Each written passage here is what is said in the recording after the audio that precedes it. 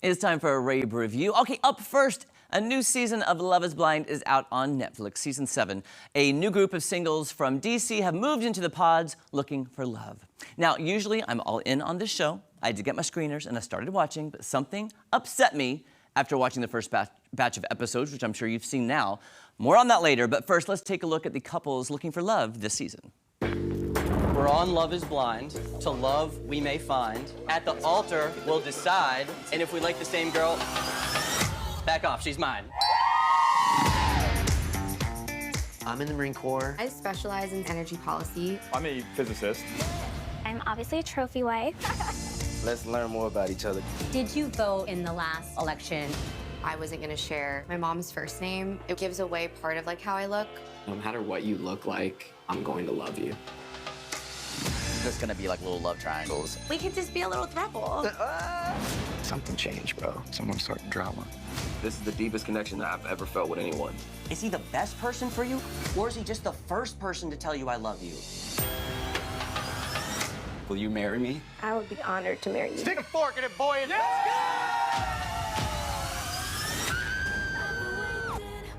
Okay, let me tell you why I'm mad, because the first batch has dropped and I had already watched it. There's a love quad in the pods. I just coined that right now. Love quad in the pods. Hannah, Nick, Brittany, and Leo.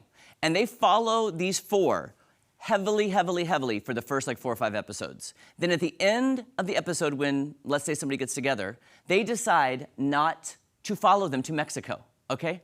They decide, oh, Leo and Brittany, we decide not to follow them to Mexico, so they went to Miami, and then they broke up in Miami. But you spend so much time investing in this couple, and then they don't even follow them. I'm like, that's the one we want to follow, because Leo is a narcissist. All he talks about is how rich he is. I was like, I couldn't stand Leo. But anyway, so they don't follow Leo and Brittany, but guess what? Hannah and Nick, they do follow, and they go to Mexico. And by the way, this is what Hannah looks like on the pods, okay? Look at that. There, that one on the left, and then look at her on the right. Now, they've shot that over a year ago, and she has had a total transformation. Like, she looks nothing. People on social media are like, who is that? And then we have one of her face.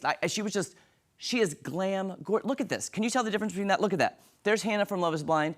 There she is, like supermodel of the world on the right. So people on social media are freaking out about Hannah. Now again, she has some drama with her guy. Now, I may pick it back up and watch more, but I just was so upset I decided not to even finish yet, but I probably will. But anyway, you can catch this on Netflix. New episodes, a new batch drops today, and then also on October 16th, so you can check that out. Okay, up next, oh my gosh, I stumbled upon this documentary on accident on Paramount Plus. Okay, I love it. It's called Casa Bonita, Mi Amor. It follows the creators of South Park as they buy and renovate their favorite childhood Mexican restaurant in Denver, Colorado. Okay, I love South Park. I didn't even know this was a thing, and they shot this. It just came out in September. Once I started watching this documentary, I was hooked. I could not stop watching. I love it. Being somebody who renovates, I was on the edge of my seat to see how they could pull off this massive undertaking, and it's not just a normal Mexican restaurant. They call it the Disneyland of Mexican restaurants. And watching how much their budget skyrockets, I was having palpitations. Take a look at this. hello, welcome to Casa Bonita. Anyone's parents divorced? People call Casa Bonita the Mexican restaurant Disneyland. When you grew up in Colorado, you just remember how awesome it was. When I was a kid, it was a dream that one day I could own Casa Bonita. I am going to Casa Bonita. Why do you think Casa Bonita is so important to Trey? Fans of Casa Bonita have been missing this iconic restaurant for more than a year. The kid in me was just like, hey, you want to buy Disneyland? I could do that. Are you guys just playing around? No, we are renovating and opening an amazing restaurant. Welcome to Casa Bonita. Howdy, partner. Howdy. And we can't afford to build that, so let's just get a dude to do that. I've never done anything like this. Any savvy business person would say, get out now. That's not the point. I better go start making some new TV shows. Guys, I love the show. It is so stressful. It's only like an hour 30, hour 45. It is overwhelming to see what they take on. I want to go to this place so bad now. I did Google. It is open. It is open for business. I don't know how they're going to make their money back. Can I give you guys a spoiler on their budget? You guys want to hear? Yes. Okay, so I think they bought it for like $2 million. Their budget was $6 million. At the end of the documentary, they tell you how much they spent. Are you ready for this? Any guesses? 10. $40 million. How are they going to recoup this investment? I was so stressed. But anyway, I'm planning a road trip to Denver if anybody wants to go, because now I want to go. They have cliff divers, they have puppets, they have actors. It's going to be amazing. Okay, I do want to say that Below Deck Sailing Yacht has debuted their new season 5 on Bravo. It premiered Monday night. Guess what? Daisy and Gary are back. Will they? Won't they?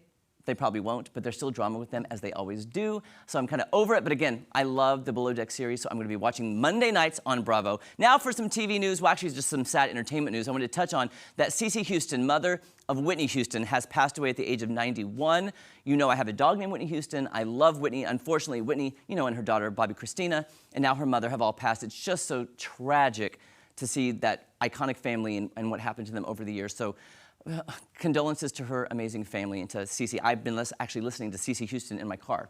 She's a great singer as well. Also, guess what, guys? I'm a fan of Nobody Wants This on Netflix. They are officially in talks for season 2. Here's the thing. I just assumed with the way it ended, there was gonna be a season 2. I'm like, why wouldn't there be a season 2 with the way it ended? I'm like, there's gotta be. So Kristen Bell, Adam Brody are discussing how this will happen and what the storyline will be, but I just assumed there would be. So I know it's a huge hit for them, so I'm guessing on season 2. And then finally, I was shocked yesterday to hear this. Just in time for Breast Cancer Awareness Month, Jenna Fisher has revealed she had breast cancer. Last December, she was diagnosed with stage 1 triple positive breast cancer. She's gone through chemo, radiation, and surgery, and she just announced that she is cancer-free. And I thought she just had her hair pulled back, but this is her pixie cut, she said, from going through treatments. All the while, she was still doing her podcast, Office Ladies, with Angela from The Office. Didn't really tell anybody. She's now come out to shed light. I think it's perfect timing for Breast Cancer Awareness Month. All the love and prayers to Jenna Fisher, because I love The Office so much. And so it was a shock to see her post this, but I'm proud of her. She's gonna save lives for telling her story. All right, that's my Rabe review for today, but I wanna bring in Tom Schmidt, because Tom, I know you love Mexican food. Yes. Would you wanna go on a road trip to Denver to go to Casa Bonita? I've been there. No, you haven't. Several times. You have been there? What is it like in person? It's pretty fun. We would go as a kid. Aunt and uncle live in Denver, and I'm going there tomorrow to Denver. What? Not going Casa Bonita, but... No, you have to now. Tom, you had to see pictures. But it was always kind of fun. Yeah, they have a cliff. You dive into a pool down below. It's high. It's like a 50-foot cliff or something. Tom, I'm going to FaceTime you. You better be at Casa Bonita. And there's a guy in a gorilla costume walking around. It's just, it's a tropical cafe, kind of like that. It's just really something interesting. It was always fun and wild to go as a kid.